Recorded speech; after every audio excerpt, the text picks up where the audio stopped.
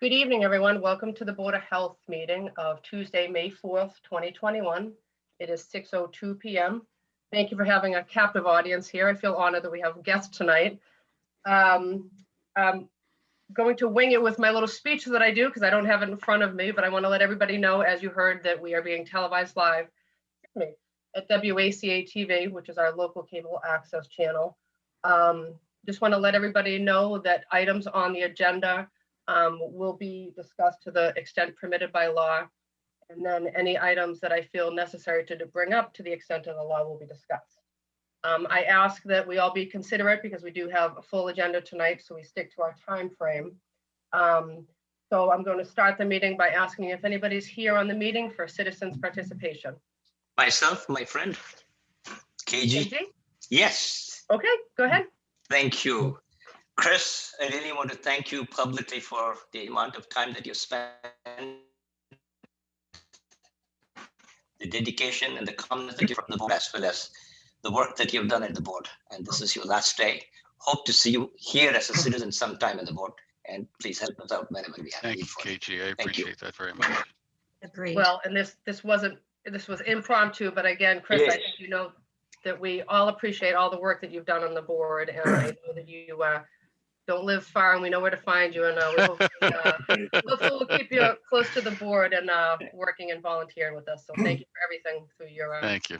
Yeah. Thank you. Sure. You're welcome. It's been a great honor and pleasure to work with all of you, and I appreciate all of you, Diane and Ron and KG and Barbara, even though she's not here yet. It's been the shortest amount of time, and I'll extend that to John Featherston and to Judy Teller as well.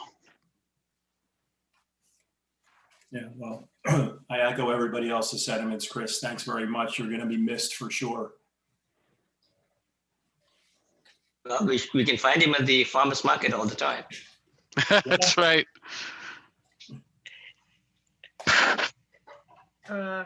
Mark, did you have something you wanted to discuss? Yes, I do, and I'd like to thank you.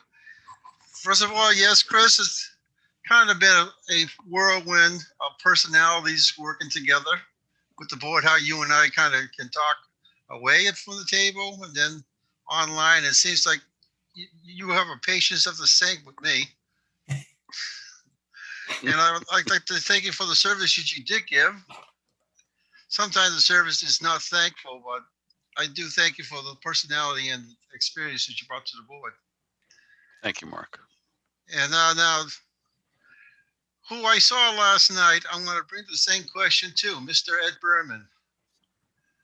Okay? Yeah. Hi, Mark. Yep. Excuse me. First of all, Mark, yes. is this COVID related? Ed, can you answer for me? Well, I'm just going to say we're going to have Ed give Sergeant Berman. We're going to have him give a COVID update. So why don't you see if you may cover it in your in his presentation? Let me asking, and Ed was on the budget meeting last night, and he told me to ask him tonight. So I'm not asking it about homebound stuff, homebound citizens. And I heard the robocall. You have a great voice, so thank you for that. And the homebound question is still there because I watched the president on. He didn't mention anything about homebound on his little 20-minute speech. So I was just wondering again, Mark, what's going on. Mark, Ed, I'm just going to ask you to hold off on answering that. We'll I have the mute button tonight, just so you know. So I would like you to. I think you were planning on discussing that anyhow with the COVID update. So if you don't mind addressing it, then that would. Anybody else on the meeting that wanted to participate in citizen participation? All right. Hi, Diane. Kathy Mooney. Oh, hi, Sorry. Kathy. Sorry, how are you? Good. How are you? Good. Go ahead. My mute button wasn't working correctly. I'm concerned about the permitting of the Robert Hill Way well, and I don't know if this is the appropriate time to comment on this or if we should be commenting on it when that comes up on the agenda. Again, just the same thing I asked for Mark. If Kathy, if you're planning on hanging on the meeting, if you don't mind when we discuss that, if you want to put your concern in, that would be fine. I can do that. Thank you. Anybody else? All right. All right, for you, moving on to the next item, for you who have not met him in one of my corners, I don't know which one of yours, but we have successfully hired an awesome, new health director that started this week. And this is Rajit Gupta, did I say that correct, Rajit? Who is coming to us from Watertown. And I had a meeting with him today, and I think it's gonna be a great fit for the board. And I look forward to what we have down our wonderful path. Do you want to say anything? If you're welcome to say. Thank you. I just want to say to the community that I'm here for the community. Please reach out to me. Whatever I can do, I'm here, you know. And thank you, board. Thank you, Mr. Chris, you know. I will miss you, but thank you, you know. Thanks for your services, you know. Yep. Officially welcome. Yeah, Thank you, sir. welcome. Welcome aboard.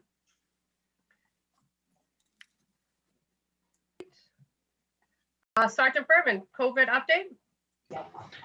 Hi, everyone. So a few things. So a couple of things. Our numbers are definitely coming down. But one of the concerning things that we're seeing, though, is an uptick in 3 to 5 year olds, mostly in the daycares. And it's not just Ashland. We're seeing it in all the surrounding communities also. So we're keeping tabs on that. I've been in contact with a good portion of our daycares, and we're keeping tabs on that. We did have to close down a couple of classrooms last week at KinderCare, and we finally have an all clear at the Dream Station, which we reported a couple of weeks ago. We had a few cases there with the preschool. So let's talk about the vaccine clinic. It's going really, really well. The collaboration that we have formed with these 6 other communities. One of the things I think, not only is this going to be a collaboration for vaccine, I think this is going to be a collaboration for the future. Just the people I've met, and everybody wants to help each other. And I think in the future, we'll be able to reach out to these other health departments also if we're ever in need of anything, and I'm sure they're going to reach out to us. So last week, we ran the clinic on Wednesday, Thursday, and Friday. We administered 1,533 doses of Moderna. This week, we're running the clinic Wednesday, Thursday, and Friday. We still have quite a few openings. We did send out a reverse call tonight at 5:30, advising the community that we do have some openings this week. I know the other 6 towns were doing reverse calls also. And on Saturday, we are running a clinic for 16 and 17-year-olds to try to get those high school kids vaccinated that want to get vaccine. The collaborative, we kind of knew that this week we would have multiple openings, and that is consistent across the state. It's almost like we reached a little bit of a plateau.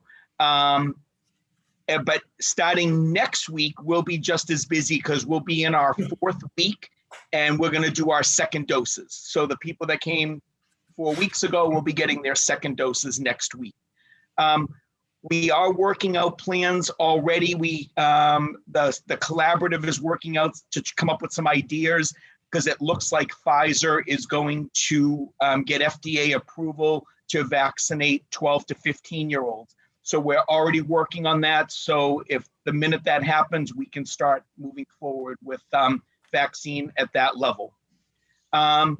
Mark's question about homebound. So we partnered with the state on the homebound. I do know that a majority of the people that we manually registered in the state system have been vaccinated. If there is anybody that did not get a call from the state and has not been vaccinated, anybody that's considered homebound, please call me or the COVID hotline at 508-532-7900. And what I will do is I will make arrangements with Chief Roby. We will work to try to get you vaccinated this Thursday. Can I answer any questions for the board? make a statement here. Diane. Yeah. Thank you, Ed, for your great job, as well as for the team that worked. And I was there last week, and I really enjoyed it. And then it was a great teamwork, and then well organized. Thank you, KG. Okay, any of the board members have any questions for Ed? Okay. All right, moving along. I assume nobody from the audience has any questions for Ed. We will move along then. And again, I always tell people, I know your subject is over, Ed, but you are more than welcome to stay on the meeting with us. All right, the next item on the agenda Thanks, Ed. is Steve Mitchell is here to discuss the opening day for the farmers market, which is scheduled for June 12th. Great. And Steve, excuse me, Steve, I'm sorry, I'm trying to bring the document, but I'm on a different laptop tonight. I couldn't get the internet on my own laptop. So Okay. are you able to share it if I make you a co-host? I should be able to, if you just give me a Sure. minute. Sorry about that. It's okay. Things happen. Ugh, Chris is good Big about ears. that. Chris, could you get it up on your screen? I'm not gonna deny I'm tech savvy. I have no idea how to do it. What document Not are you gonna looking claim for? that I know. the one I sent you, The farmer's market information. layout. I sent out the layout information earlier to Laura just for the board's review. One of the backup documents. I sent it.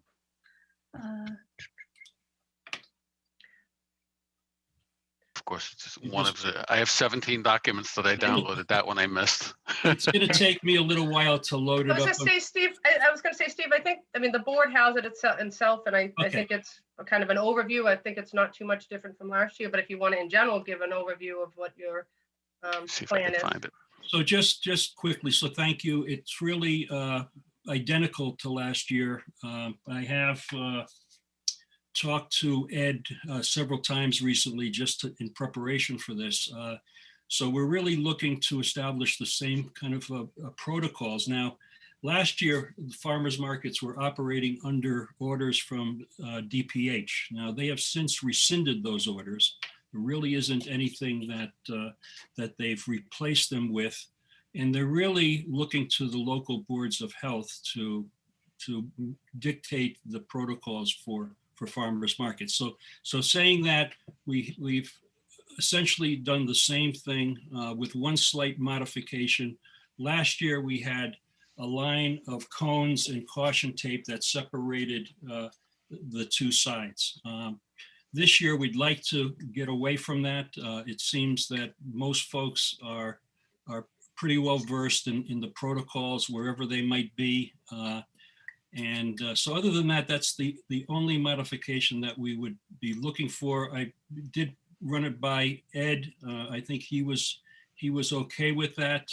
I think we are looking for your guidance in terms of masking. And my understanding is that most farmers markets around the state. Now we're engaged with different organizations, farmers markets organizations, and I would suggest that everybody is mandating masks, even though it's an outdoor event. We can't control social distancing. So the concept is to mandate masks. And what we'd like to be able to do is have signage that is per Ashland Board of Health, our protocols. So really, I'm here to get your okay on, again, essentially the same plan as last year. We're scheduled to start up on June the 12th and run through the middle of October. Yeah, Steve, I think it's run by you people and you organize it and you manage it. I think your decision is the best thing that you make. And then I'm sure that we'll all agree with masking. We shouldn't have any problem with that from the board side, as far as I know. Yeah, I would agree. I think it's easier to say to mask versus not to. And I think because everybody's following that protocol now, And let's face it, the signs are all around Ashland that says Ashland Board of Health requires, face covering. So Right. there's plenty of those around. So, but I was just gonna say, but, oh, there's Chris's. There it is. Okay, thanks, Chris. That's okay. I Yeah. thought I did something wrong. All right, just taking a quick- So the current mask order for outdoors is the only time you can go unmasked is if you can guarantee that 6 feet. Right. We cannot guarantee that at the farmer's market. And when I was speaking with Steve, I said that we really need to mandate the mask, especially to protect the vendors who will be interacting face to face with the customers. I mean, as an organizer, I think they have the liberty to limit whatever they want within their jurisdiction. So we are maintaining a single point of entry and exit. We're going to control that. And I think we did a pretty good job last year of doing that. So again, I'm here for your blessing and our plan. And, we look forward. This is our 10th season. We're really excited, looking forward to, as the season moves forward, that there's further relaxations and we could possibly get back to, some of the amenities that we provided in the past that, the community really embraces. Chris, Steve, last year when we saw your farmers market, that became a model for how to run other events. So you were the leader in that event holding in Ashland during COVID times. Well, So I'm sure you will do the best job that so far you've done it. I'm sure you will continue to do that. I appreciate that, KG, but it's a lot of work on a lot of people's behalfs. I see one of my colleagues on board, Rob Mullenbeek, he's very, very engaged, and yes, but also from the Board of Health, from the Health Department. I mean, Tom Curran has been is a tremendous assist, and Laura is super helpful to all of our vendors. So it really is a team effort to make this make this event. I'm sure our new director will get a good chance to meet public if he comes there in the event anyway. So, Yes. you'll get to see the public. That's a good venue to go and then meet new people. I have to say that as much as I very much missed my favorite part of the farmers market, the socialization aspect of hanging around with everybody in the neighborhood, what they were able to accomplish last year through just hard work and dedication on behalf of all the volunteers that put it together and the vendors. I think that it was a successful market, and looking at the vendor list there, that everyone's willing to come back and do it again, is a testament, I think, to how hard the people that run the farmers market, the volunteers, work, and how dedicated the community is to the vendors and to the market. So with that, I would say, here's to hoping that things get to a point where we can relax things and maybe get a little bit more of the socialization aspect. But let's, I move that we give Steve and the whole farmers market team our blessing to move forward with their current plans. I second that. Definitely, we should do that. And farmers market brings a social health to the town. I'm sure it is an essential part of it. It's the overall health of the public. Social health is also a big part of it. So we must encourage them to conduct more of these events in town. All in, I was gonna say, I just wanted to take a vote. Sorry, Steve. I just want to say all in favor. Aye, Diane, KG. aye. Thank you. Sorry, Steve. Did you want to say something? So yeah, I just wanted to certainly thank everybody for their support and for their approval of our plan for this year. I want to close, really. I want to welcome Rajit to the community. I also serve on the select board, Rajit, so I'm going to see you tomorrow night. Apparently you're going to join us for an introduction as well. So welcome, and Thank you. looking forward to working with you as we go forward. And then the last thing, I just want to acknowledge my friend Chris, 3.5 years on the board, and I think you've done a fantastic. The Board of Health has done such a fantastic job over the last number of years, and so credit to Chris for his service to the community and best wishes. I suspect, Chris, this is going to give you a little bit more time for your New England tour of craft breweries. And lobster rolls. It's lobster roll season. Well, you can't complain that you don't have time to go to farmer's market anymore. Well, hey, Thank we you, do Steve. have one of our new vendors is a lobster food truck. So there's going to be lobster rolls at the farmer's market. And I will be eating them. Very good. Well, thank you, everybody, and I hope to see everybody this season at the farmer's market. Thank you, Steve. Thank you. Good And to see you, Steve- Rob, my neighbor. I was going to say, Steve, and once again, I know I always say that we have other items on the agenda. You might want to hang around. If not, we do understand. I'm actually going to hang around for the next one. Okay, awesome. Rob, did you want to say something? I see Rob with his finger. Okay, I was just going to ask that there's two little issues maybe that we might be coming back for. That one is the sampling at the farmers market. I know people have been thinking about it. I know what if that might be able to be changed at one time or another. I know it's going to be an issue because we have the masks, and if we can do that at all. But so that's one thing we've been interested in. And the other thing is last year people have decided that they allow customers to touch produce again. I think that's something we want to change from last year. Many farmers markets are allowing that right now. So that's maybe something we can talk about more later. Just to throw this out there, Rob, something I've seen being done with sampling. In the traditional sense where there are samples kind of out in the open and giving out, most people are refraining from doing that. Right. But if a vendor had samples pre-made and individually wrapped that they were handing out, that seems to be more acceptable. I would double check. I would run that by, maybe Rajit would have some input on that, and maybe Tom Curran as well. Okay. But that might be a solution. Okay.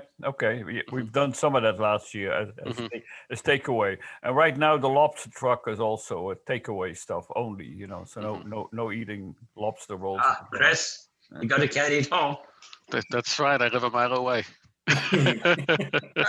It won't make it home. Yeah, you won't make it. We're not serving beer, Chris. So you can't. I don't know. I can't eat. I bought a beer fridge, Steve. I have an actual beer fridge in the house. So. All right, guys, we're going to move on to the next item. Again, Rob, you're more than welcome to hang around with us as well. Join us for the night. Nice to have people interested. Okay. All right, we're going to move on to 36 Blackridge Lane. And we have, I was going to say where he is. I'll call him Dr. Hoffman, Richard Hoffman. Some of you may remember, who used to work for the school department, which is no preference, just stating it for the record. And again, in my right-hand corner, I know it's not Laura. His name is Robert and his daughter in the corner. They're the owners of the property at 36 Blackridge Lane. I just want to start by saying, as I think the board members know me pretty well, I did a site visit. I went, they were kind enough on a Sunday morning to let me take a tour of the property.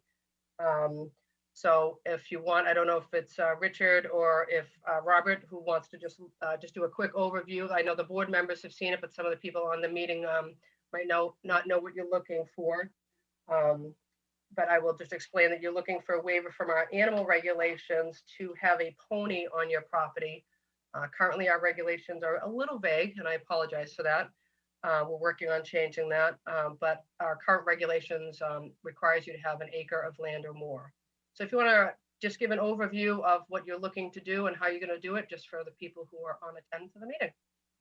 Madam Chair, may I just make a brief statement and then I'll turn it over to Robert? Of course you can. Okay, great. Thank you, Madam Chair. Hey, it's kind of fun to be back in Ashland.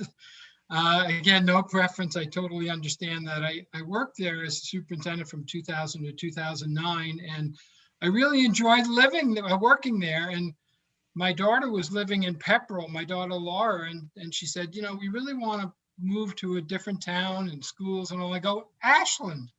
So that's where they moved, probably, I forget, maybe 7 years ago or so.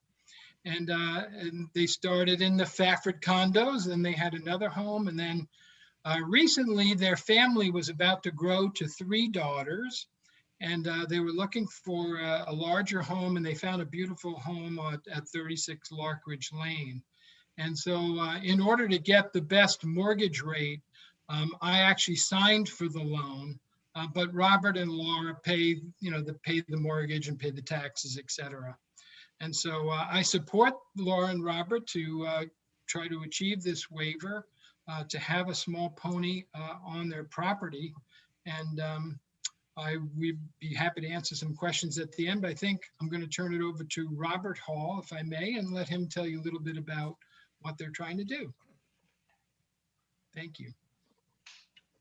All right, so I wrote up something. I just wanted to take a quick second to introduce myself. My name is Robert Hall. My family and I have lived in Ashland for 7 years now. I have 3 little girls, aged 9, 7, and 1. My oldest daughter is Olivia, who's sitting with me. And she has a complete love for horses and has been taking lessons at August Farms. Horses have always been part of my life. I actually grew up in Groton, Mass on a horse farm. We had 14 horses almost at all times, and they've always been that way. My mother still has horses up there. So if everything said, we wanted to be like courteous of all our neighbors. We have spoken with a lot of them. We've had many of them that have expressed their support and wanted to help us out. I think even some of them might be more excited than my own daughters about this. We've also wanted to make sure when we did this, we were on our own property line. So we've had GLM engineering consultants come out. They've actually done our property lines for us. We knew that we had an easement in the backyard, so we wanted to stay away from that and leave it protected. So for our back lot lines, for any fences, anything that we've laid out so far, what we want to do for the pony, we're actually 5 feet off of our lot line to stay away from that, to protect that area. And that was basically what we've set up. We'd set up a manure exchange where we can keep the odors down, because we knew that would be a big concern. So lime, a box, flipping the manure a lot, making sure we keep it down. We remove the manure at least twice a year to go up to a friend of mine's house up in Pepperell, where she is a licensed manure and actually able to store manure up there until it's able to be disposed of or composted. Right, you want to say anything? No? You want to just say hey to everyone? Being shy? So, yeah, right now, that's basically what I have going, and I'm hoping that all this can go through for us. And like I say, I've grown up around horses, known the care of them. We've been working with Danny, who is the one that runs August Farms, with the vets, and making sure we could make this work so we can line up the same time care for the hooves, to have shots done, the maintenance and normal checkups for our horses, our pony that we would get.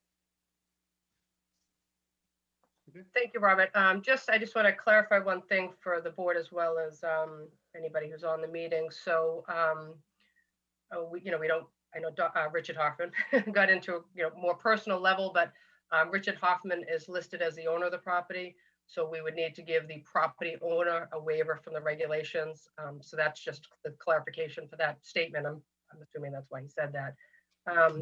So again, I just wanted to say that I went by the property myself. I know Donna's going to speak next, but I went by the property myself because I wanted to check. I live fairly close to this property. So I wanted to check because I know the vicinity of the homes in that area. I don't know if anybody here is on the meeting that wants to speak, who is in a butter, but we can get to you.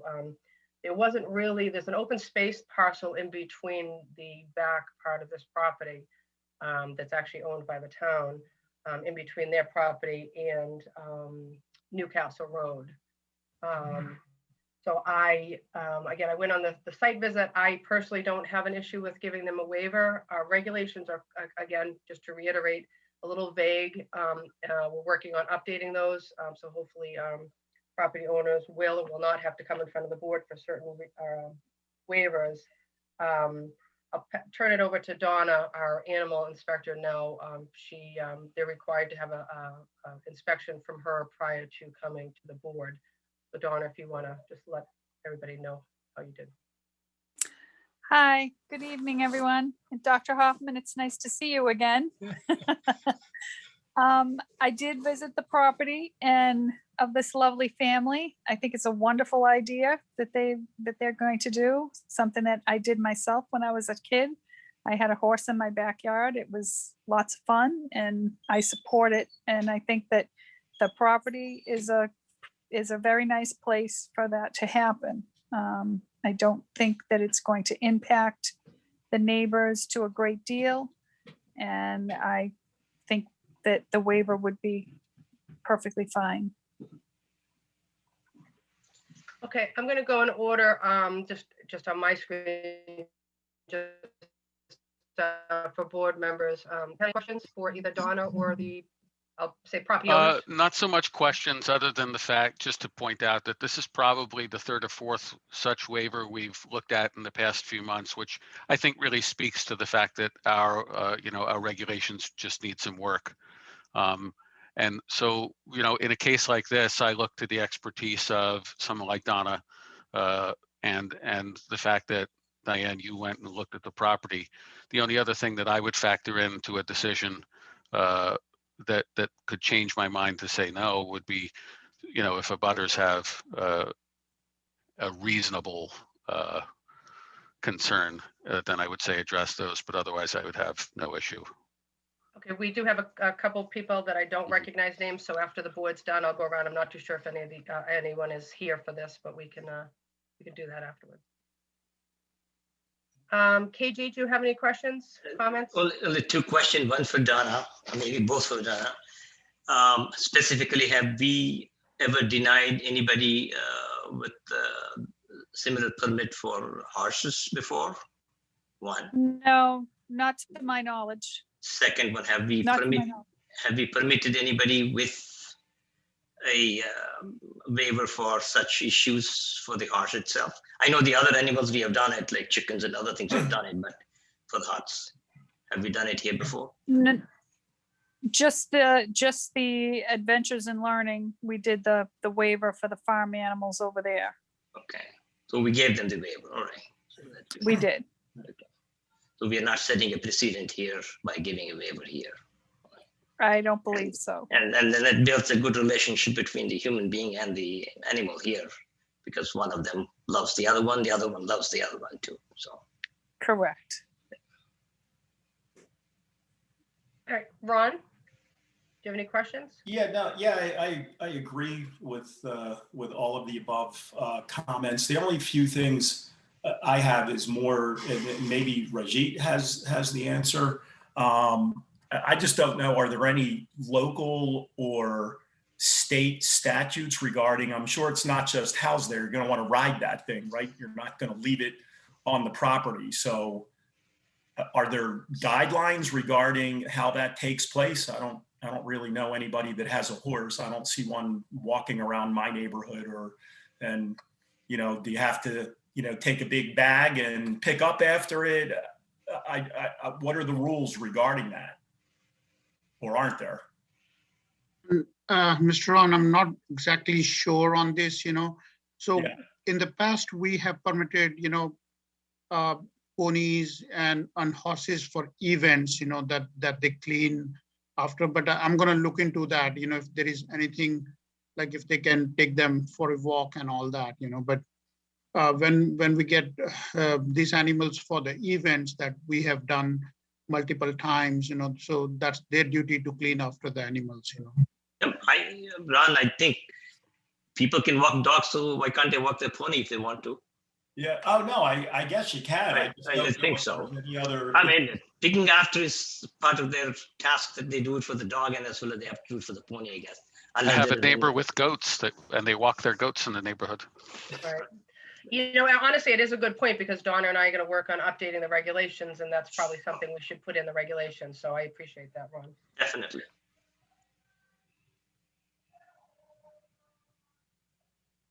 Okay, just making a couple notes here. All right, I apologize. I don't know everybody who's on the meeting. Is anybody here that's on the meeting that is an abutter or somebody who wants to say something in favor or against or has any questions? Feel free to unmute yourself and just okay. is it Constance? Yeah, you just unmute yourself and just identify yourself and just tell us your address if you don't mind, please. Sure. I'm Connie Mantle. I live at 15 Newcastle Road and directly behind the Hall family. Okay. My main concern was about the common land, but it sounds as though it's been surveyed and that the pen will be well within the boundary. So I'm happy to hear that it sounds like homework has been done and that things are looking promising. Thank you for that. I know I don't want to speak for the Hall family, but I was again I live close to all of you, so I was concerned about that. So that's why I wanted to do a site visit. I did see the property markers myself and the open space area in between your property. I'm assuming, I don't know which house is yours, in between the properties there and this property. It's also not cleared all the way. There's a stone wall there. I don't know if you've taken a walk back there, but I think it's been respectfully done in comparison to the property line as well. I believe, Robert, just correct me, I think it was a foot in from the property line was where the fence goes. Yeah, actually, we were gonna give it a little bit more, so we brought the fence in even more, so we are 5 feet in off of on our property. Okay. So we have that buffer, so we're not disturbing anything in there. Also, Diane, if you see a name that says Cindy Brum that's trying to join it, she's my next door neighbor. She said she would like to join in too. Not sure Okay. if she can or not. Okay, I don't see anybody waiting yet, but. She was just waiting and I let her in. Okay, I was gonna say, I don't, Mhm. okay. Awesome. I see down the bottom of my screen, Alright, she's yep. connecting, yeah. Yep, thank you, Chris. Mhm. See, I told you I wasn't doing a good job multitasking tonight. I have 2 screens going here. Thank you, Constance. Anybody else want to speak for or against the subject? You know, I don't know if Cynthia, we knew you were coming on. Cynthia, I don't know if you want to say anything or you want to just listen. If you do want to say something, if you would just unmute yourself and just identify yourself. Yep. Okay. Cynthia Brum. I live at 34 Blackridge Lane. And I don't know, I wasn't connected, so I don't know where you are in this process. So my first question, is that a baby or is that a dog? That is my dog playing with his toy. That's okay. Because mine will probably start barking. You can't fix live TV, right? So just to let you know where we're at right now, Richard Hoffman and the Hall family have presented their request for a waiver to have a pony on their property. The board members have asked a series of questions. One of the direct abutters also asked a question. So if you have any questions, comments, concerns, you can feel free to say something. If you don't, you're welcome to just listen to the rest of the discussion. You know, basic, you know, as far as, you know, we are directly next door and, you know, at this point, we have no objections to, you know, what they're hoping to do. So we Cynthia, support it at this point. If you don't mind me asking, because I have said a number of times, I did a site visit. Are you the property to the left side? Facing the door, yes. Okay, okay. So again, just in comparison, so people know is, I mean, her house is the closest in proximity, you know, so I wanted to check that as well, so. All right, if nobody has anything else, I would like a motion. I move that we grant the waiver to Richard Hoffman for the pony as requested. Do I hear a second? I second that. All in favor? Hi, Chris. Hi, Diane. All right, you guys are all set, so you just need to work with Laura and Donna in the permitting process. Great. Thank you very much, board. We really appreciate it. And I'll make sure Robert takes good care of that manure especially. It's called fertilizer. My dad used to call it fertilizer. There you go. That's right, Rob. You can add it to the compost pile. Sure. I just say thank you to my abutters too that are helping us and supporting in this. Sure. Good plug for the neighbors. Thank you all very much. All right, you guys, thank you very much. Good to see you, Dr. Hoffman. Nice to see you all. Yeah. Bye. Bye-bye. Thank you so much.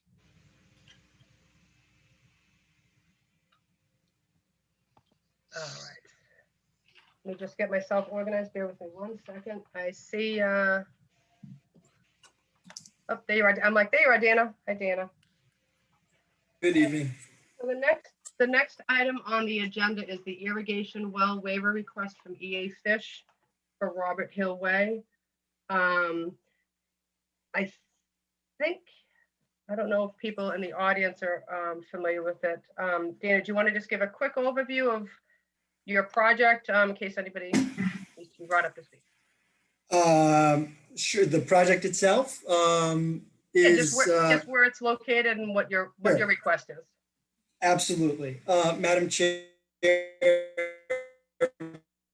board members, thank you. And my name is Dan Angelo. I'm from EA Fish Development, and we are here before you this evening to request that the board consider granting a waiver from Well Regulations, Chapter 312-3 to Robert Hill Way Development LLC, the owner of the ledges, AKA Robert Hill Way, located at 1 Robert Hill Way, so that the community can use the existing well that is in place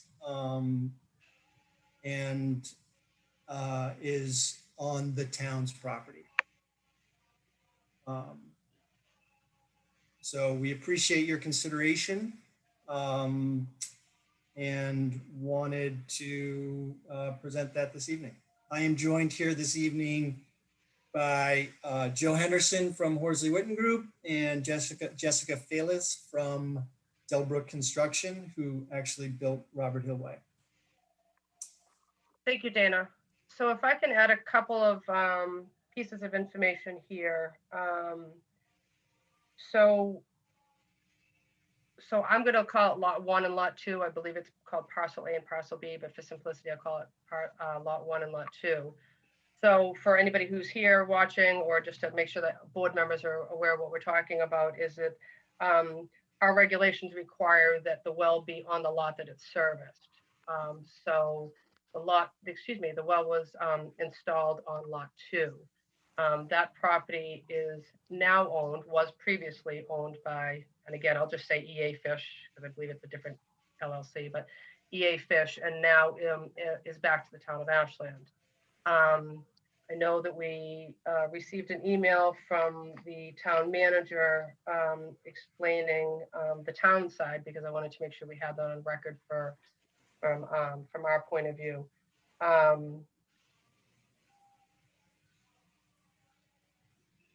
I will pause there because you know me, I always have something to say. I'm just going to go around and I'm just, again, in order of board members, just have the board members ask any questions, make any statements, and then we'll take it from there.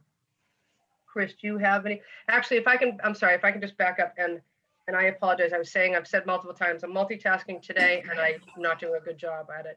But the distance to the property line, is it? Just refresh my memory, Dana. The distance to the property line is 15.9 feet. Okay. So again, just to back up, because this is just the way my brain works tonight, is that so talking to the town manager is because they're having an issue up there with low water pressure. This was a solution to an irrigation for their property on Lot 1. Until they're able to put in the pump station, which will allow them to connect to municipal water, if not, install a well on their own property. So my suggestion would be is if we're going to consider this, that this waiver would be a temporary waiver to the end of the calendar year of 2021. So with that said, Chris, do you have any questions? I think that I don't have any questions right now. I think I'd like to maybe defer asking a question until some of the folks I see on the call speak. I know that Kathy Rooney wanted to speak on this, and I see a few other folks that my guess is that they're here to speak on this as well. And I'd really like to hear their input. Consider to the board members. Yeah, I just know that, and I appreciate that, but I think their input is important for me to be able to make an informed decision. Okay, I'm just gonna, if you don't mind, I'm just gonna go in order. I mean, KG, do you want to do this the same, or do you have any questions? Do you want? I do have questions, but I'd like to hear the public first and see what's there. And Ron, are you in the same? I can wait for everybody else. I have a couple questions too. That's fine. No problem. Kathy, did we lose? There she is. Sorry. Hi, Kathy, do you want to ask your question now? Sure. I got several questions. So, well, I got several comments, I guess. Okay, and I just want to make sure, because as you can tell, I try to run a tight meeting. I just want to make sure what we're going to discuss tonight is only about the irrigation well. Okay. Yeah, okay. It's related. It's all related. So first of all, you're setting a precedent of drawing water from a well on somebody else's land, which I just think is really bad precedent. We do this stuff all the time in our town, and we need to stop doing it. We don't do it just for water. We do it for all kinds of developments and stuff. And it's just, we do it piece by piece, as opposed to saying, here's wholesale how we're going to decide how to do stuff. So that's my first thing. I don't like the precedent. Any well sipping at the aquifer is drawing down the aquifer from which we withdraw our potable water in town. And those of us who are on town water, who can't afford to drill our own wells, or live in an area where Nyanza is, or there's ledge, and you can't drill a well, are quote unquote stuck with the town water, which isn't so bad because it forces you to really think about how you use your water. Flip side of that is that another piece of precedent setting is that somebody else is getting to use water and do whatever they want to with it. It's not metered. And once they've drilled the well, they don't have to pay for it. So there's an economic and an environmental justice issue here, where some people can use water and do whatever they want to with it, and other people can't. And that's another really bad precedent. I think this really needs to be thoughtfully thought about, and you're sort of rushing to judgment here because somebody wants to build a development. If they want to develop a well on their site, they should do so. So Kathy, if I can just stop you right there, just because I don't want to I'll get too ahead of myself, and I apologize. I just want to clarify the same thing. So this is for an existing development. It's not for a new development. The other thing is we don't, nor is it I'll say my decision, mine collectively with my board, decision on how the town, say, charges, meters, whatever the town of Ashland decides to do on, I'm going to just call it charging. I don't, so. Well, okay, but I brought this issue up before the board originally, Diane. Yeah. Mm-hmm. And everybody got really concerned, as any other town does this, blah, blah, blah, blah, blah, blah. And I'm like, we could be the first town to do it. But now what you're doing is deferring the cost of metering and charging for that water in that well to some other entity in the town when you all permit the well. So I think it is related. That's why I'm bringing it up. Well, and again, I was gonna say, Dana, just give me one second. And I don't want to go back and forth, but I just want to make sure that's factual information, that they paid for the well. But they don't own the property, and they did though. They did own the property. That's okay. Okay. But Diane, can I jump in for 1 second real quick? Because there's a sentence or two in Michael's email that might clear this up if I can read it out loud. Absolutely. It says, in fact, even if the Board of Health decides to grant a waiver, a number of steps will still need to be taken before the irrigation well can be in service. First, a license agreement will need to be executed by the Select Board. If the board grants an agreement, RHW will also need to go through the process of permitting an irrigation well, including installing a meter and paying water charges at the regular rate. So I don't know if that clears up what the concern is, but it doesn't clear it up. Thank you for reading it, because what it says to me is that if, I heard the word if in there, and that's what I heard earlier several months ago when I came before this board and talked about this well. I am sorry that the developer bought or had an agreement with the town to buy the entire piece of land and didn't put the well on the plot that they were developing and couldn't afford to buy the second piece of land. The flip side of that is that the town has a well on a town-owned piece of land now. And really, when we're within a week of running out of potable water in our town twice in 4 years, that well should be being used for town potable water. It should not be being used for irrigation. And I think it's a serious economic and environmental justice issue, which is why I keep bringing it up and why I keep bringing up the piece about metering and charging for the wells. And if we don't have a plan in place first, before we permit this and grant a waiver, or it's not a condition of the waiver, then the chances of that getting We respect that. I understand where you're going with that, Kathy. Do you have any other comments or concerns? Yes, I can't understand how our town can permit a development in an area where there's water issues and water. Well, that's not our issue. Well, it is our issue. It's become our issue. No, because it's now not the Board of Health, it's the Board of Health issue. But it is, because now you're being asked to grant a waiver. So it's related. That's why I'm bringing it up. It's another one of those things that I feel like the town does. We fall all over ourselves to help developers, and then we pay down the road. So here we are 10 years later, after I thought Robert Hill Way was never getting developed based on something that got said at town meeting a long time ago. And now we have a well on another piece of property, and we're hearing that they need a booster station because everybody in the neighborhood's having trouble with water. And to me, it doesn't make sense to develop in areas where we have a historic water problem. And, we don't have the water issues they have in Las Vegas, but we should be paying close attention because we are having those issues. We've run out of water twice in 4 years. That's really bad. Thank you. Okay. Thank you, Kathy. Hi, Julie. Julie, you want to say something? I see you waving. Yeah, do I have to say my address? Just identify, if you would just identify yourself. Okay, Julie Nardone, 6 Elliott Street. I am not for this for several reasons. If you somehow could charge for this well, which and I don't see how you can, without setting up this elaborate system, you're going to have to then charge for everybody else because you're just going to, then there's whole roads that people have wells. So you're opening up a can of worms. 2, per the town manager's note, the booster pump, this decision should have nothing to do with the booster pump. You've got all these contingencies. Well, we'll do A and then we'll get B and then C. And this is a problem we have in this town with things being contingent on other things. And these need to be clean decisions.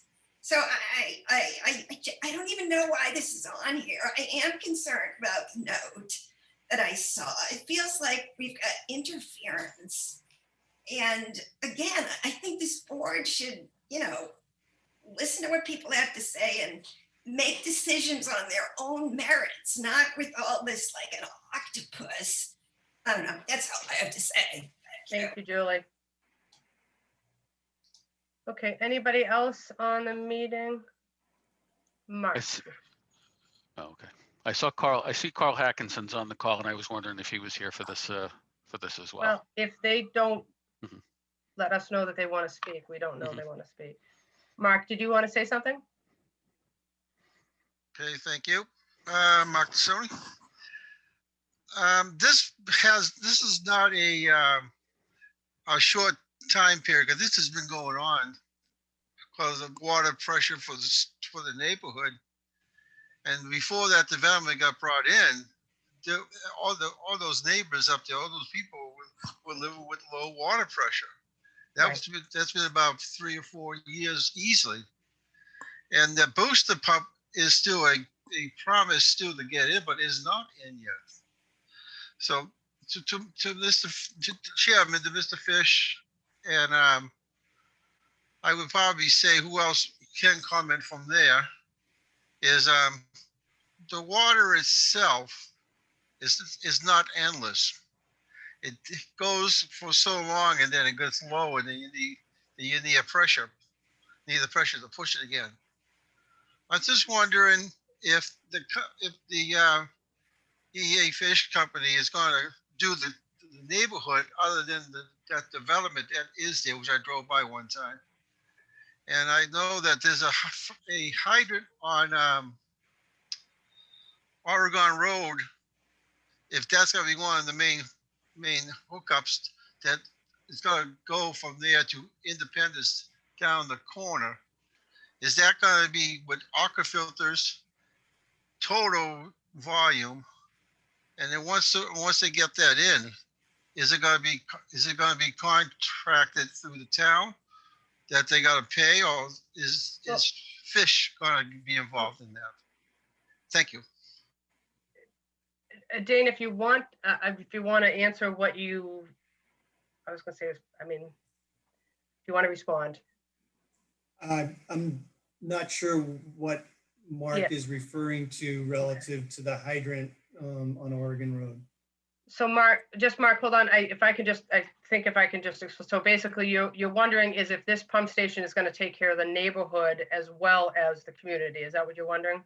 Yes, because I'll make it real quick too, because years ago, before the development was there, Independent was having issues. And then it was maybe talked over where the next town over, Southborough, might help for emergency purposes. Does this have anything to do with this?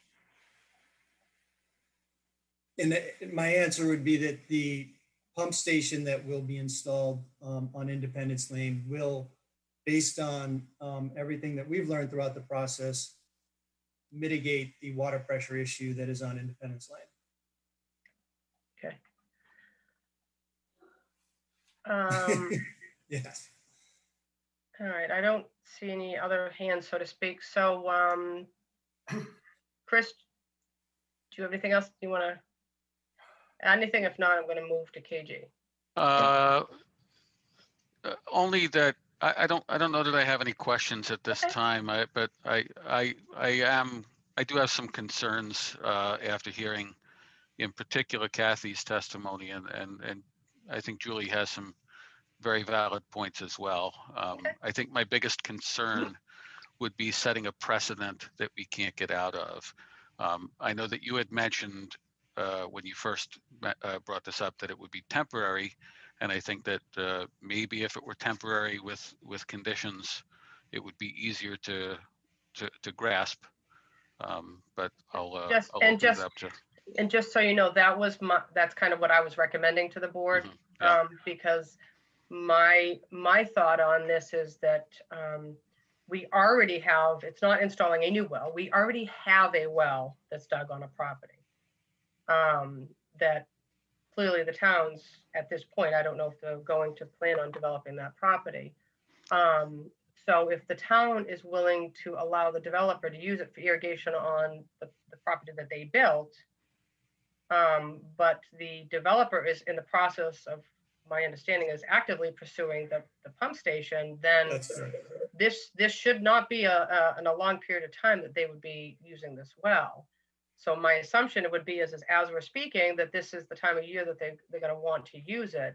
So they're going to still have a couple of things that they need to do with, I'll say the select board of the town, even if we granted this waiver. I personally, I don't see an issue with allowing them to use this for irrigation for a temporary period. Again, I'll say, December 31st, just for simplicity. If it was to install a new well, I could understand that. I mean, we can't change what is existing. The well is existing. I respect what Kathy said. I of course respect what Julie said, but I mean, we're obviously trying to work with a developer. I mean, we don't usually have many. I mean, just what they were preferencing. I understand what they're saying about all these levels, but we normally don't deal with developers. Yeah. It's complex. It's a complex situation, but and on top of that, the idea of it being temporary, the way I read that statement that I read from Michael's email is that if we do pass grant this waiver, that the next step would be them going through the select board and coming up with a contract to pay for the water. So I don't see anything where they're getting anything for free other than the physical use of the well. And if, as long as that we're And we clear don't know that if there's a fee for that. We don't, Huh? like, that's not our purview. We don't know if it's there's not, even a it's fee not for our that, right? purview. It's not our purview, but according to Michael's email, it would be installing a meter and paying water charges at the regular rate. So I'm assuming that I'm going to make the assumption that that is the Right. case, that they are going to be paying for the water, that they're not getting anything for free. So given that, and the fact that it would be for a temporary period of time, and I would really want it to be, sure that it's not going to negatively affect the other residents in the community, then I could support it for under those conditions. KG? Looking at the date, that the December date is, that's what they have said it, or it's your statement, December, Diane? That was just my statement. Okay, so realistically, we don't know whether they want it temporarily up to December or beyond that, we don't know. Secondly, even if they wanted to use it, they have to go through this permitting, that whatever that Michael has stated, it might take a month and a half or so. And then they're going to irrigate only for 2 or 3 months. For that, they can haul the water for a truck from outside rather than using this well. It's easy to do it. Or they can use the public water that's available to them.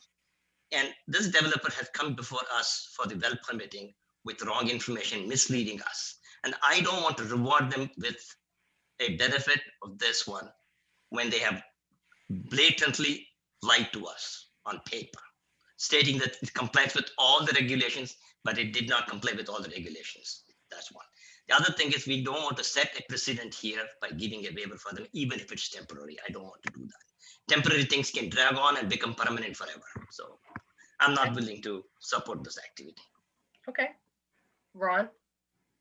This for Dana. I don't want you to take up a ton of time. I'm just interested in the Reader's Digest version of why the well is not on Robert Hill Way property. That's really that's a really good question, Ron. And it was a mistake. It was just a mistake where the plan that we were looking at, there was a subdivision line, there was a limits of construction line, and it was just a mistake, and that's all I can say. Okay. And we regret making that mistake. Yeah, of course. And that's why we're here. So go ahead, Ron. I'm sorry, go ahead. No, go ahead, please. And not that it's been discussed, is there any way to buy that property from the town without that being a huge hassle, so that this isn't even an issue for us? It would still be on a different lot. Yeah, but you could carve out a small area of that surrounding it to meet the requirements. Then you don't even have to have a waiver. You can just do it on your own royal means to take the water out of it.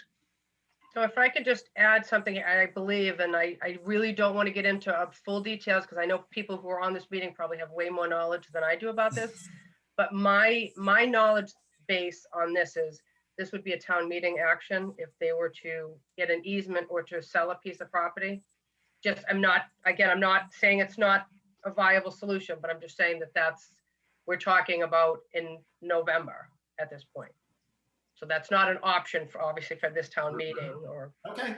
Just FYI. Okay. Irrigation well is not a life and death situation for people here. It's only decorating the lawn and keeping the lawn greener. That's all it is. Nobody's dying because of that, not doing it.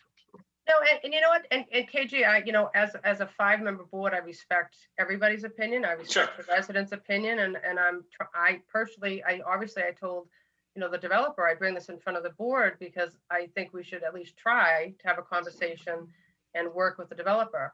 It may or may not. I explained to Dana, we have to obviously have a public meeting to discuss this. I thought I'm not worried about a precedent because chances are our office in the future will double, triple check, and this will not happen in the town of Ashland again. No, setting a precedent will always be bad. Okay, they will quote this and then we can. A big developer gets it, a small owner doesn't get this waiver. It's not fair. Not fair. Okay, again, And- we all have, you know, our own.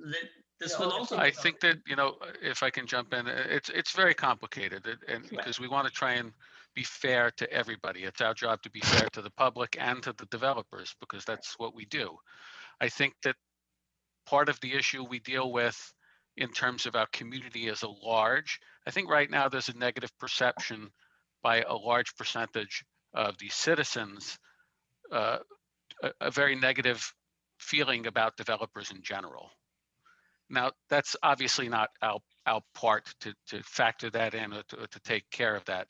But I think that what would go a long way is if maybe we can hear from the developers in, you know, what are there any other solutions? Is there a plan? Maybe again, this is coming from ignorance. I don't know the answers to these questions or what's involved. So, and I think the thing I appreciate most is that you said it was just a mistake. You know, to be honest and say it was a mistake, I think is a really big thing to do. But is there a way? So you made a mistake in not digging a well. Is that another option? Is to actually dig a well on that property? Does that fix the problem and make it better for everybody? I don't know the answer to that question, but is that a possibility? Is it feasible to do? Is it feasible? I think the way to answer that, Chris, would be exploring another location on our property is feasible. Whether we can attain the same results on our property in a different location, we don't know.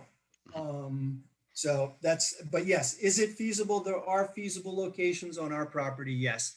It would take a significant amount of time to be able to do that.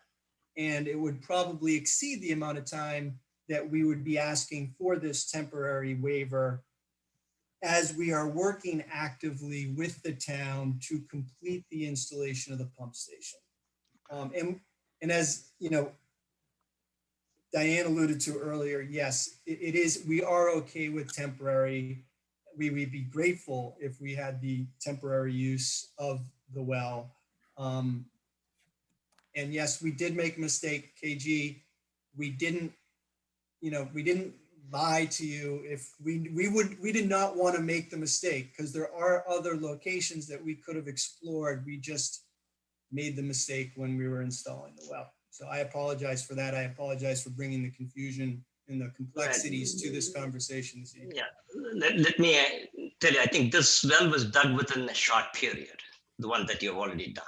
I don't think time is a big concern for it because it's going to take at least a month's time to do whatever the paperwork that you need to do, even if you permit it. So within a month, you can dig a well. I'm sure drillers can do the job. For 400 feet of drilling, that shouldn't take more than a couple of days. Come on. The only thing I would say to you, KG, is from the time that we dug that well until the time that we were able to get everything approved, it was almost 4 or 5 months. Look, Board of Health can meet the emergency needs if you need it.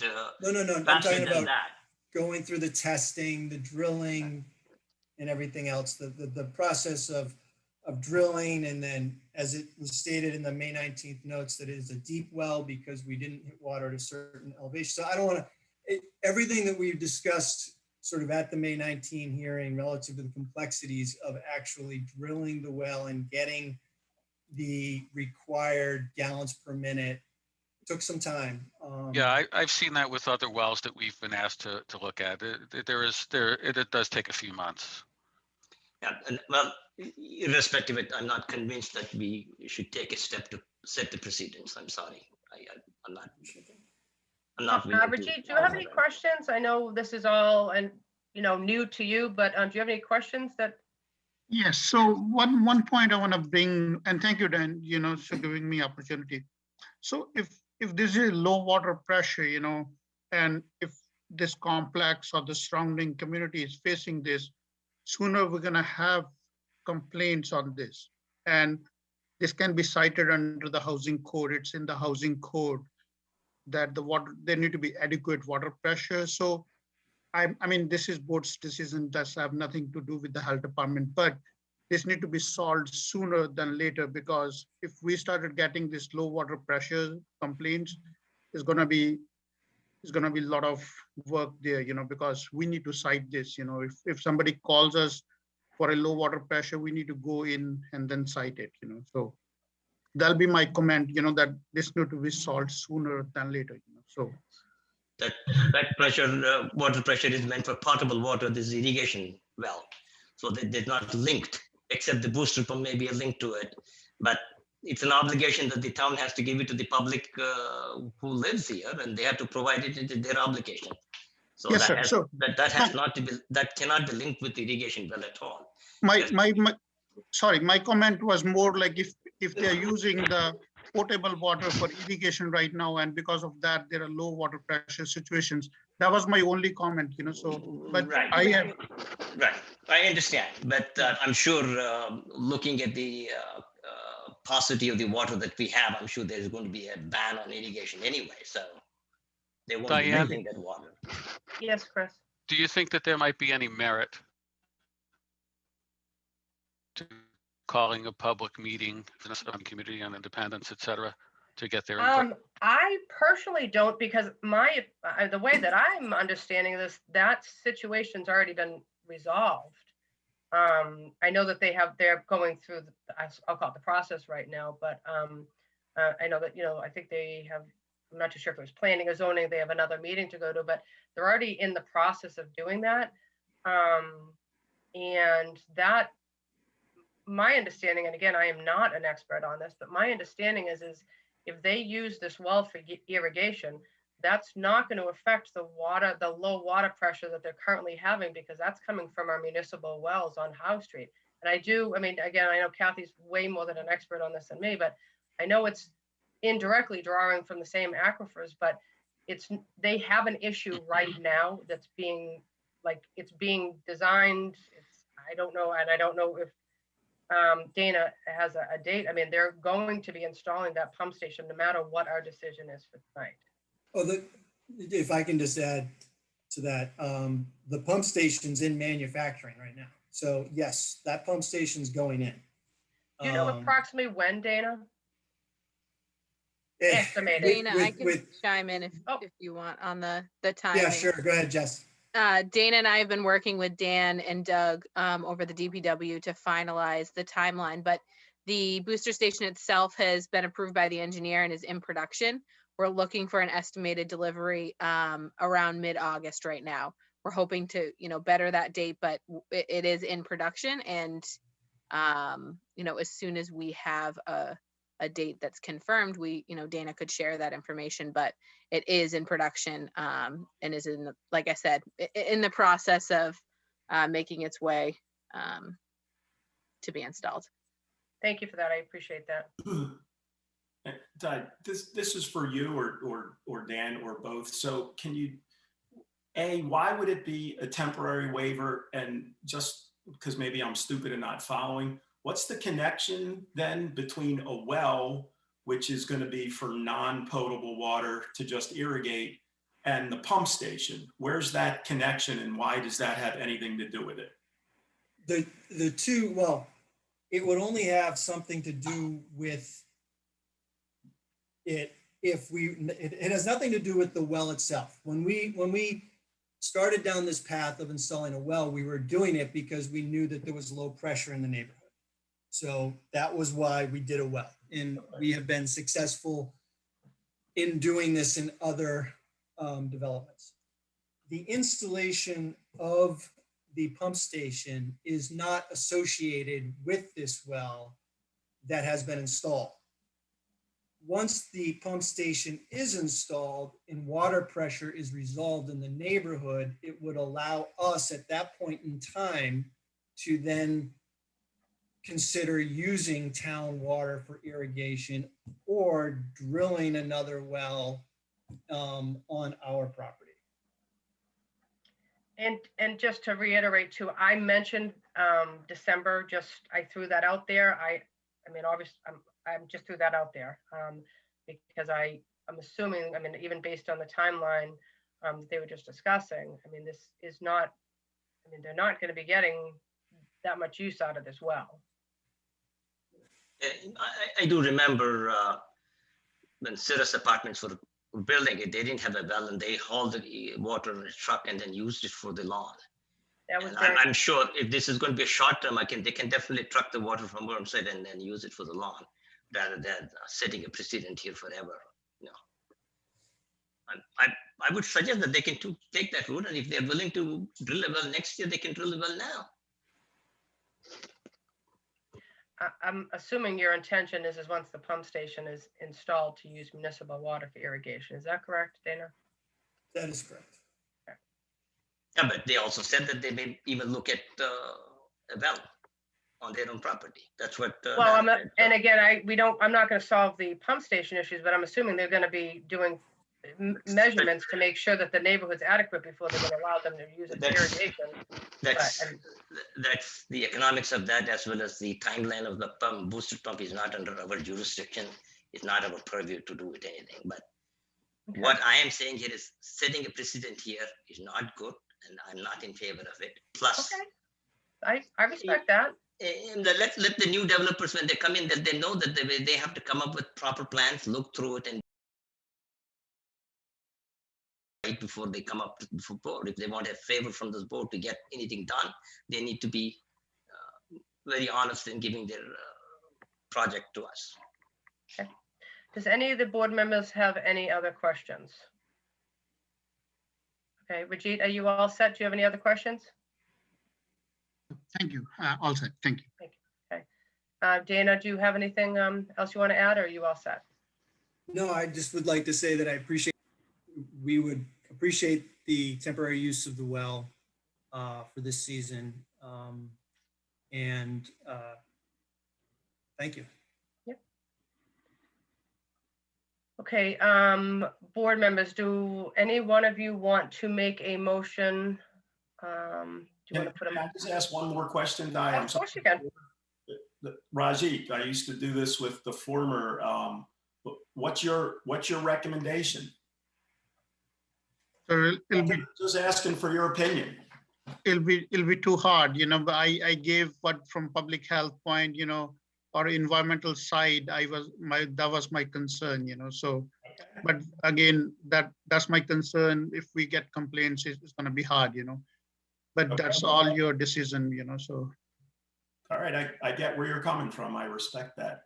Thank you. Thank you. Thanks, Diane. No problem. So again, to the board, would somebody like to make a motion? Okay. I can't make a motion. So I guess I gather this, you know, doesn't happen to me too often, so I'm speechless. So I'm gathering because nobody will put a motion on the floor to be seconded. The discussion will not move forward. So again, I'm just going to ask to make sure, does any of the board members want to make a motion for approval of this waiver? All right. All right, Dana, we concluded our discussion about the well. I appreciate you take the time and coming in front of us, and hopefully you guys can find a plan B. Thank you very much. Appreciate it. All right, take care. Thank you, everyone who came and put in your comments, questions, or concerns. All right, moving along, I apologize. I see Olivia and Kelly here. I apologize for keeping you ladies waiting. Just to, hi ladies, just to let everybody know, so Kelly and Olivia, you can see him virtually. Rajit Gupta is our new health director, so he just started with us this week. Kelly works for the city of Framingham, and so does Olivia. Olivia is our tobacco control agent. And I asked them, they've heard me talk about this program for a couple of months, so I figured they would probably want a new face. So Olivia is or Kelly, one of us, is going to give just a quick overview of the program. The other thing is further down on the agenda, we are going to, under the consent agenda, appoint Olivia as our tobacco control agent. so she can work on our behalf to do compliance checks or any work for tobacco control. So thank I you, saw ladies. there was a Sorry to make you PowerPoint. Did you want me to share the PowerPoint? I just made Kelly a co-host. Oh, okay. I was going to say. Great, thank you. Give me one moment to pull up. Can you see this? Yep. Yes. So is the critical question, is it work? Is the tech working? So first of all, I just want to give space. Olivia, do you just want to introduce yourself briefly? Yeah, hi everyone. My name is Olivia Dufour. I am the Tobacco Control Manager for the Metro West Tobacco Control District. I know it's a mouthful. I'm based out of Framingham, but we cover 13 cities and towns in the Metro West area. And I believe that Kelly's going to tell you a little bit more about the history of that in this presentation. But I will be sticking around to be appointed, as well as to answer any questions related to compliance activities in the district. Thanks, Olivia. And thank you to the chair and to the board for inviting us to be here this evening, and welcome to your new health director. It's good to see you, Rajit. Rajit and I passed briefly for the city of Framingham a couple of years ago, so we look forward to working with you again. So again, my name is Kelly Joseph. I am the Community Health Manager for the Framingham Public Health Department. I oversee a number of community health initiatives and grants, and obviously the Metro West Tobacco Control District, and this program is one of them. So I'm just going to take a brief opportunity this evening just to provide an overview of what this program looks like, a little bit of history, like Olivia mentioned. And again, certainly Olivia's here for appointment, but also just to take any activity-specific questions that you all may have about this work. So just to start, this tobacco control district actually started in 2013. So well before I was a member of the Framingham Public Health Department, but it actually started with funding from the Metro West Health Foundation, and Natick actually served as the lead community under this structure. So it was kind of informally put together, but did include a number of communities in this region. Ashland was one of the founding members of this district. So Ashland, Framingham, Hudson, Marlborough, Medway, Millis, Natick, and Southborough. And over the years, that initiative picked up a couple of other communities. It kind of expanded the scope in the region that it was serving with Sudbury and Hopkinton. And in early 2020, there was an opportunity released by the state, and we were able to secure funding from Mass Department of Public Health. We became part of the official Massachusetts Tobacco Cessation and Prevention Program, also known as MTCP. Our structure changed, and that Framingham was identified as the lead community, as the largest community in the region. And we also, again, expanded our membership to include a number of other communities. And so this is just kind of the evolution of this tobacco control work and how the structure has changed over the last couple of years. So again, in 2020, there was an opportunity for funding through the Department of Public Health, and it was really kind of framed as emergency funding specifically to address the youth vaping epidemic through the enforcement of the new state law, which at the time was very new. And so there were really kind of three critical components of that law that were integral to be able to communicate to retailers. First being that we had increased as a state the sales age, moving it from 18 to 21. So prohibiting the sale of any tobacco products to minors under the age of 21, banning flavored products, including mint and menthol, and then no sale of vape products containing over 35 milligrams of nicotine, with an exception. But so kind of three really critical components of the new state law. Our DPH funding was originally granted kind of off cycle. It was an April to April funding, which was a little funky. So actually the funding, the grant just ended and was re-extended. So re-extended through the end of this fiscal year, as well as the entire next fiscal year. So right now our work is going to be continuing at least through June 30th of 2022. And our activities, the scope of work, the deliverables are going to maintain, they're going to be consistent, and we'll I'll touch base on this just a little bit more in one moment. One of the largest changes that we saw happen with the new state law was this new finding structure, which I'm sure you all are very well versed on now. But this finding structure obviously is more severe in its penalty, and it also supersedes any local regulations, right? So if there is any tobacco violation occurring in any municipality, first offense is a $1,000 fine. So this is really significant and a really large change from some of what our local regulations had in terms of fining in the past. So $1,000, $2,000, and then $5,000 with a permit suspension, a lengthy permit suspension. So this was again, a really significant change, which really warranted some of where our efforts have been for the last 6 months or so since Olivia came on board, which has really been focused on enforcing education and enforcement of these relatively new laws. I think one thing that we recognized and is worth noting is that this law was coming into effect and it was not a seamless transition. COVID, the emergency, pandemic started fairly shortly after this large change. And so in order for retailers to really digest and really understand these laws, we've spent a lot of time being really intentional about educating our retailers to give them an opportunity to come up to compliance and really understand what these changes to the law was. And what their role and responsibility is in ensuring that they're up to compliance.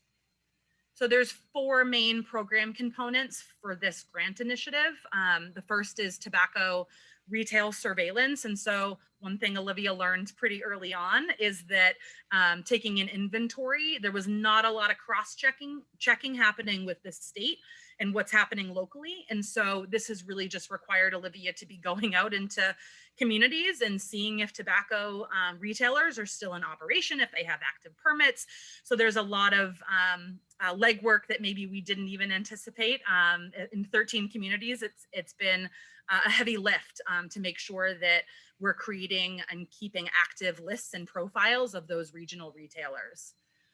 Second, again, is where most of the work has been for the last 6 months, is really intentional retail education, inspections, and then compliance checks, which is something we're looking to start and continue over the summer. We'll touch on that a little bit more.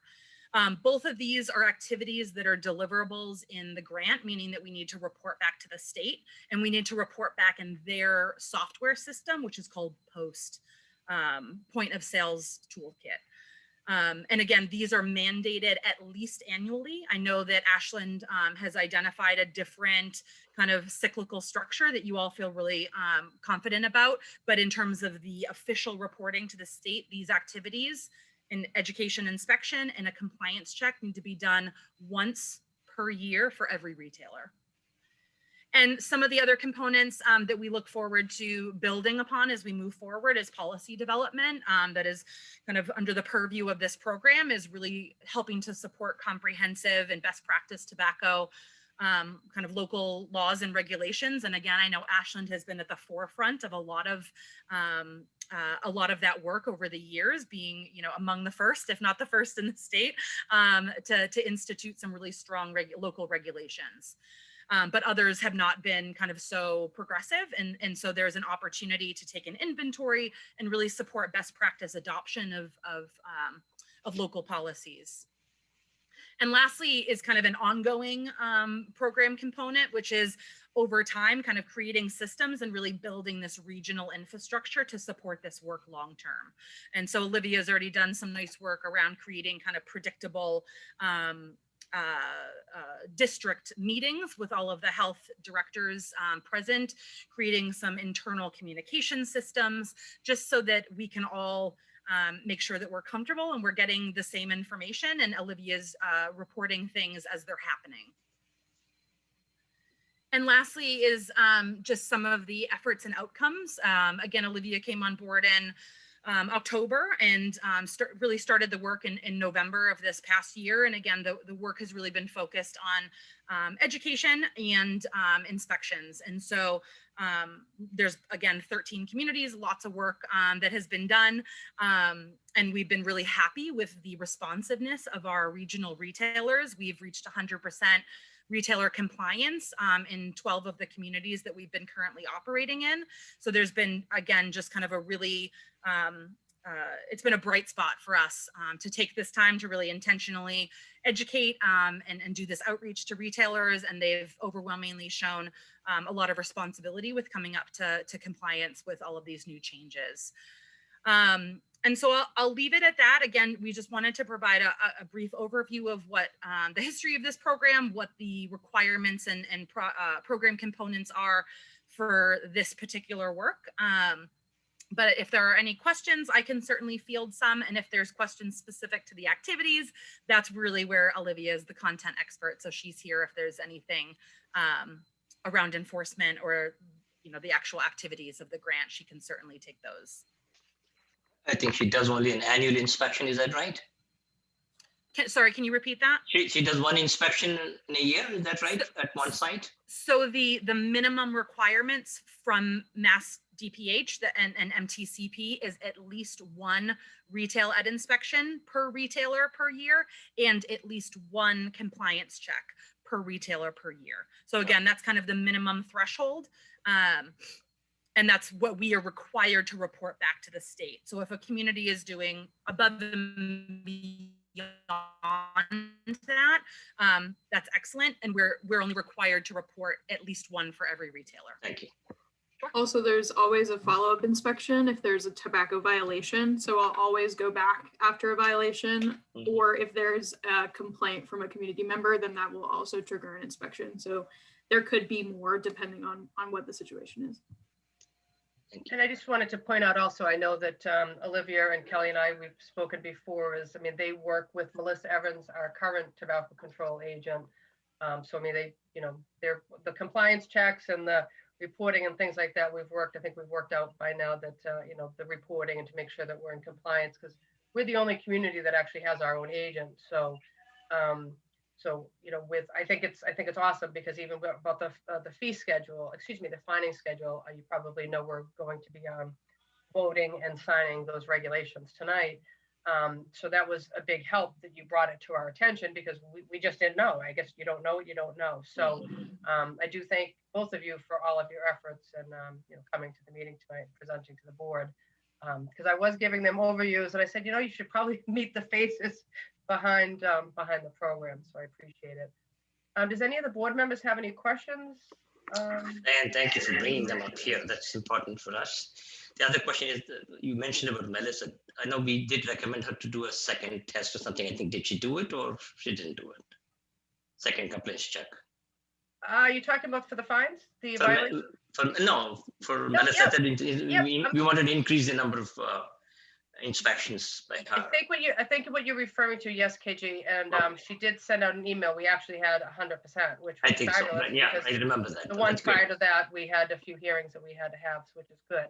So this is going to be in addition, and Olivia and Kelly will work with Melissa because if Olivia does, one type of check, and maybe Melissa might do education, or we'll work out the details. Obviously Melissa's still going to be employed with us, but. Overall, there is an enhancement in the program. That's good. Absolutely, yeah, and I think it's good. I think it's going to work out good. Let's see, Chris, do you have any questions, comments? Hold on one second, Kathy. No, I am just really pleased with what I saw, and I appreciate all the work you guys are doing. Kelly and Olivia, welcome. And one of the things that as I sit here in my last official Board of Health meeting, of all the work that we've done together, the stuff that I spent the most time on personally, and the stuff that I'm most proud of, is the work we've done with the tobacco regulations and enforcing them. So thank you for keeping it going and working hard to keep everybody safe. At the beginning of the meeting, I don't recall. I apologize. I don't recall if you were on, but because this is Chris's last meeting. I mean, he was really the typing behind and doing the research, and he did a lot of the work over his term here for the Board of Health with the tobacco regulations, and so he's put a lot of time and effort in. So at least we're going to be in good hands, right, Chris? Yeah, I feel really good about the direction. So keep up the good work. Awesome. That's what we wanted to do, make you happy, Chris. Ron, do you have any questions? No, I love having you guys. It's, as well as our own, town, compliance officer. So the more the better. It's great. Thank you. You can tell we have a lot of passion behind it. Right? Rajit, do you have any questions for the ladies? I don't know if you worked with Olivia before.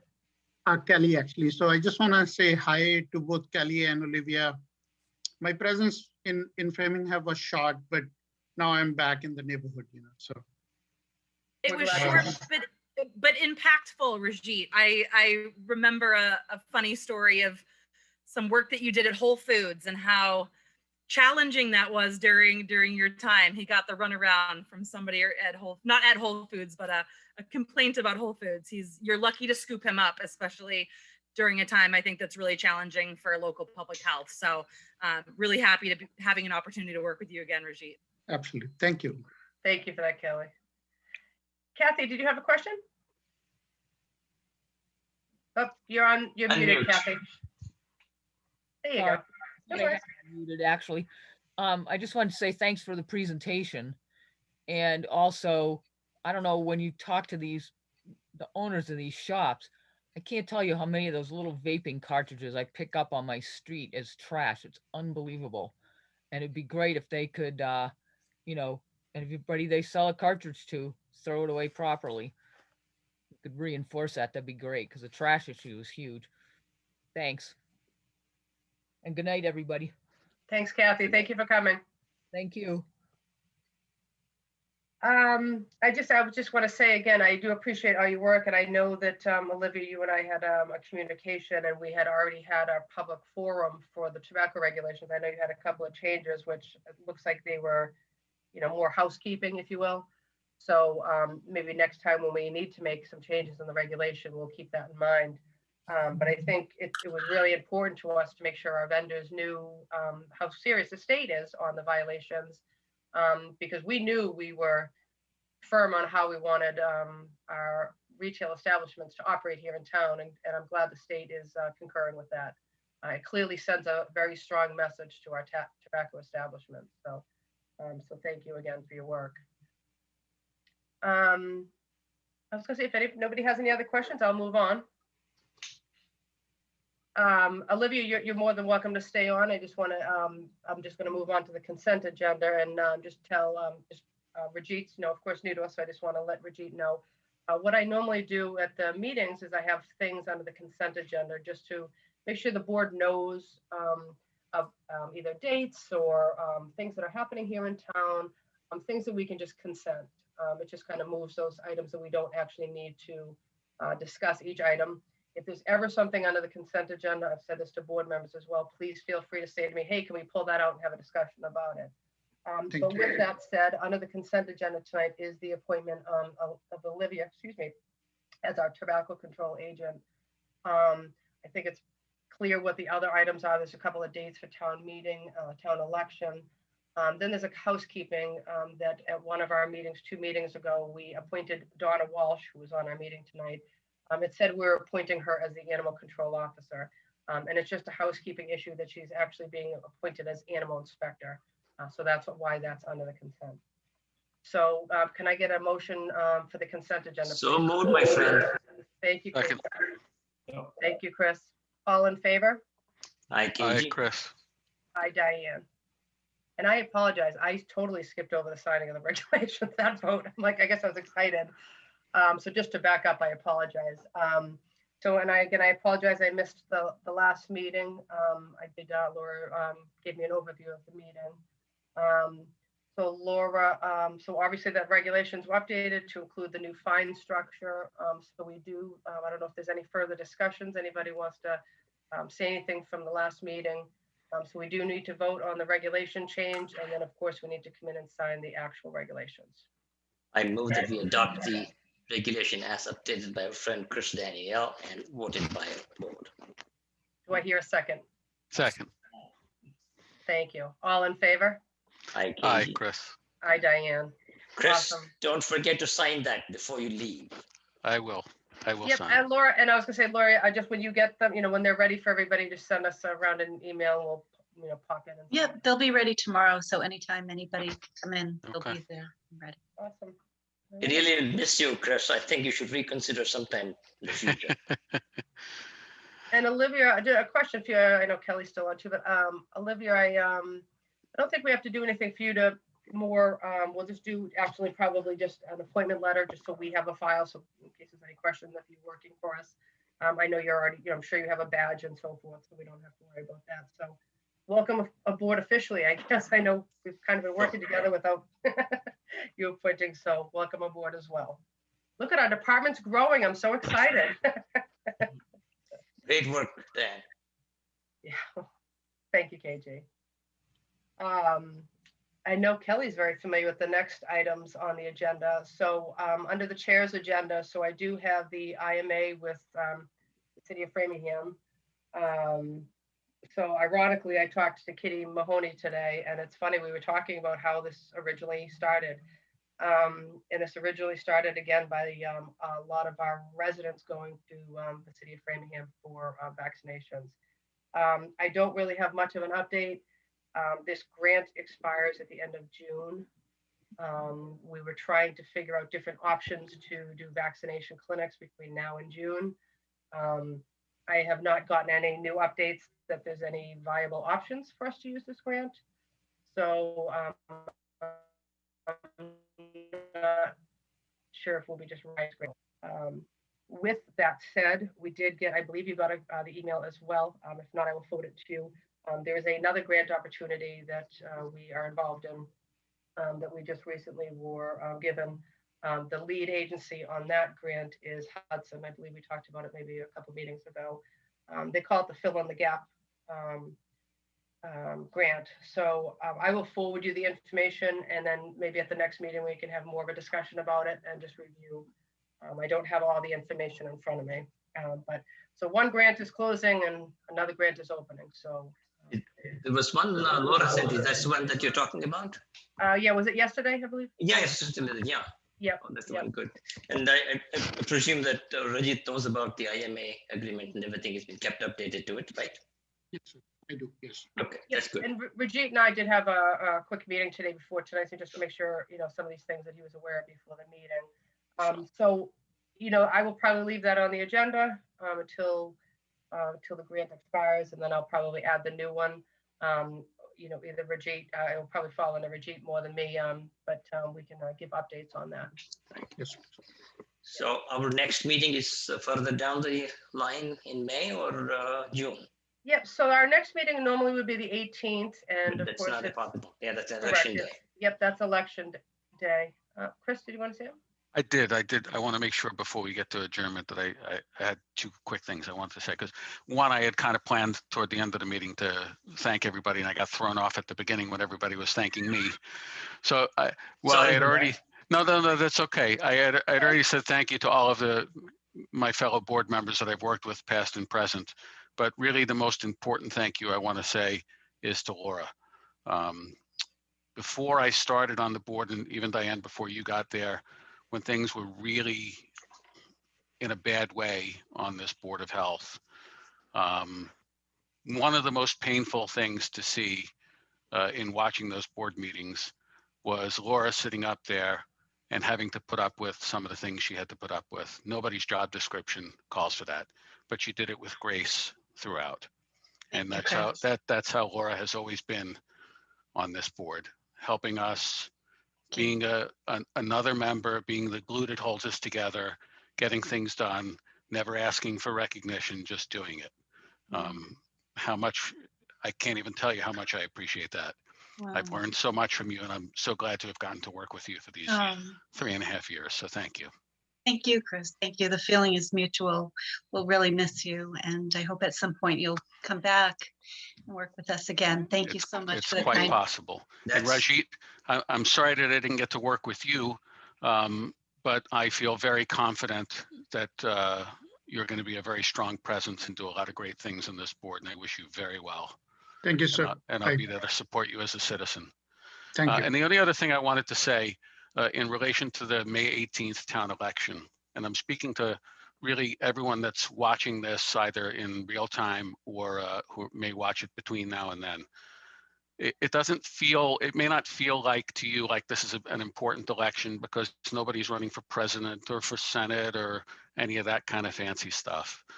But there is nothing more important to you than the people that run your town. And you have a voice, and this is your chance to speak that voice.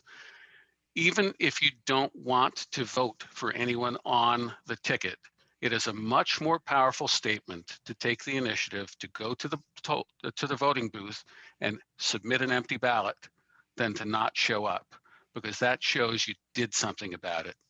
That's how you make a statement, not by not doing anything. By not doing anything means you just don't care. So please take the initiative to go out and vote. Thank you.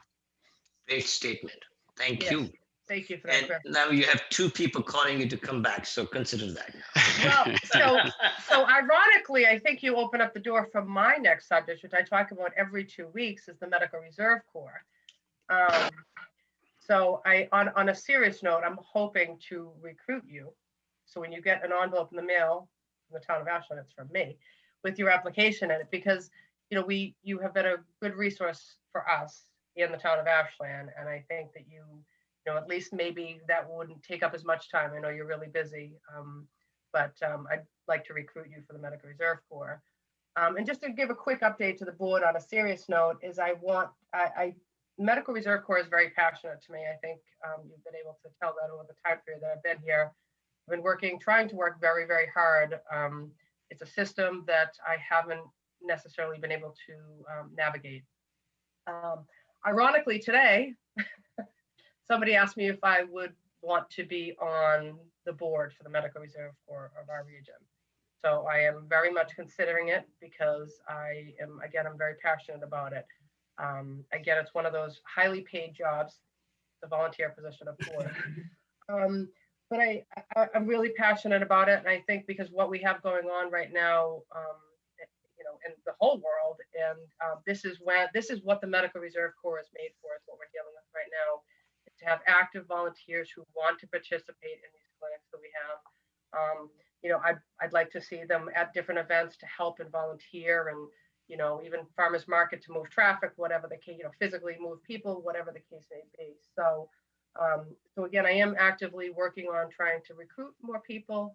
I have again reached out to another MRC region just to get some insight on ideas of what we can do. There is a new system that they're required to do right now. It's called Mass Response. The people have to go on and do their registration. It's not user friendly, and it's actually not. Our regional MRC is not in favor of the program, but it's one of those deliverables that they always talk about. So with that said, we're going to try to take a little bit.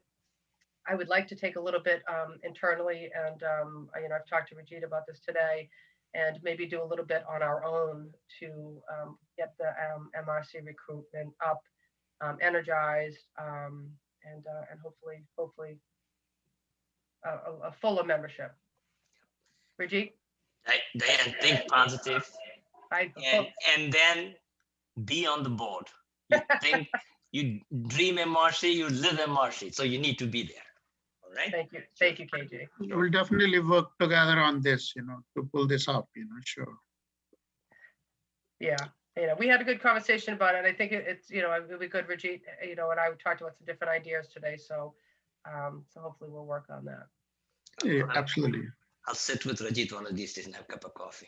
Just so you know, Rajit, I had my cursor over you and I thought you had your hand up. That's why I called on you. I apologize. I'm like, oh, Rajit has a question. I'm like, no, that's my cursor. I can tell what happens when it gets close to the 8 p.m. I start getting a little, I'm sorry being me myself for interrupting. Sorry for that. Okay. So back to the next meeting. So unless we need it, our next meeting will be June 1st because of the election on the 18th. And the first item on the agenda will be reorganization of the board. And of course, if anybody has anything that they want to put on the agenda besides our usual items on the agenda, please let me know. I'm hoping Donna and Walsh and I are going to meet about the animal regulations. So I'm hoping to have a draft for that meeting on June 1st.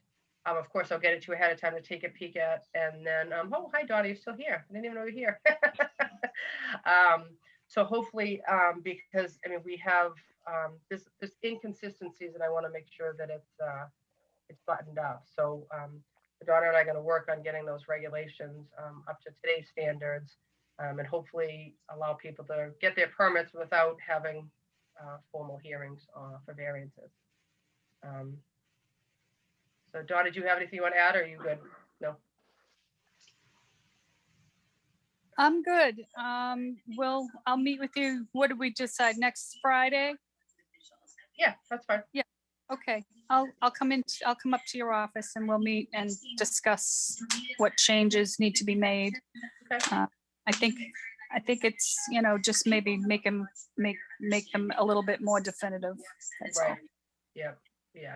And just to let the board members know, we talked about changing, like we have, you know, 10 chickens in the same group as one horse, you know, so we were looking at maybe changing some of those dynamics so then the permits can just be issued without giving waivers. If somebody's going to start breaking into Old McDonald in a second. Only you, Chris. Big business right now. Big business. All right. If nobody has, Rajit, do you have anything you want to just chat about, or? I just want to thank, you know, the board down to give me this opportunity first, you know, and Mr. Chris, you know, I second that. You know, for Laura, she have briefed me so much about the department already. I mean, I feel like I know a bit about Ashland already. You know? And he's very eager to learn everything too, so it's nice. Mr. Berman, you know, he have bring me around. I guess I have everything I need right now, you know, in 2 days to do my work, you know, so I really appreciate it. So. Yeah, Rajit, we have obviously currently have a good board, and I'm sure with, you know, any new board members, but we have excellent staff. So I'm glad you came to join us, and it'll be a good ride. Thank you. We'll promise you we'll have a couple of laughs along the way. And our meetings will get done by 8 p.m. No, that is totally good, you know, so. Awesome. Well, if nobody has anything else, I'll take a motion to adjourn, please. I extend that benefit to Chris today. I move to adjourn. Second that. All in favor? Aye. Hi, Chris. Thanks for everything, Chris. Thanks You're for welcome. everything, Thank you, Chris. Thank you. Thank you, everyone. Peace. I'll see you soon. Thanks, Laura. Thank you, Ron.